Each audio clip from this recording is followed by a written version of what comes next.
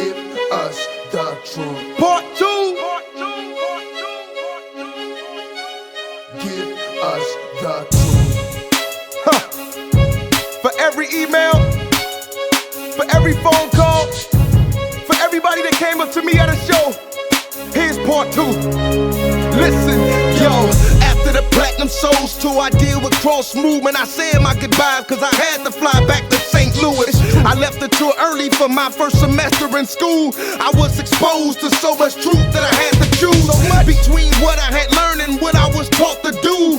At my church home, my zone, I was so confused. The first Sunday morning back, it was like culture shock. Watching the shepherd and sheep explode like a soda pop. That had been shaking, they shaking over these shifty sermons. People spitting and shouting, but nobody's discerning. I left the building, my feelings were crushed, I felt forsaken. The one place I was supposed to come for restoration, in worship of a holy God and exalt him in praises.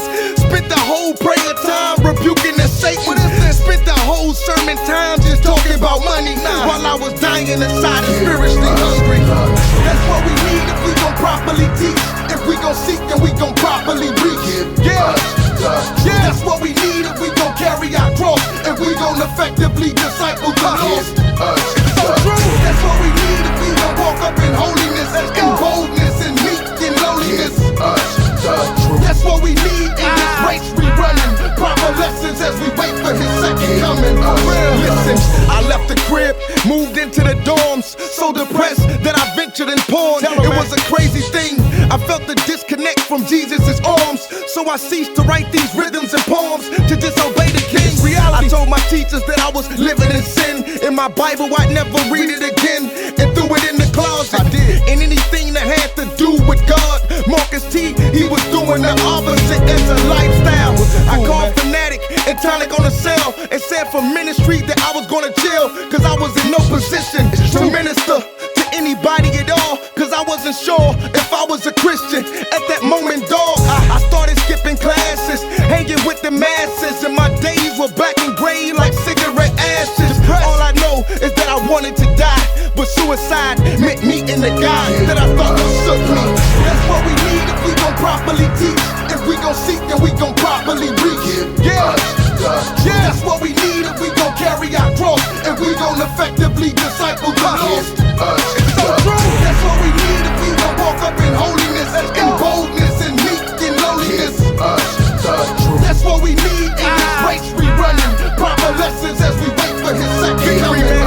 Listen, but it was obvious. God in his providence put me with people that guide me and got me out of this. Doing the chapel service, a cat named Paul Washer preached the gospel and drove me onto the Lord's altar. And I confessed my sin and he pressed reset again. I started over and felt like a soldier for Jehovah. I called my old pastor and apologized for how I behaved. But as of that day, we agreed to go our separate ways. I met this girl named Beck who told me about a church home. First I visited, became a member, and then it was on. Then the pastor gave me a stack of books. Read these. Now I'm back with raps and hooks.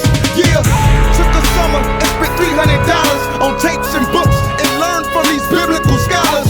Yeah, now I'm back and I'm walking in light, living my life, glorifying Jesus the Christ.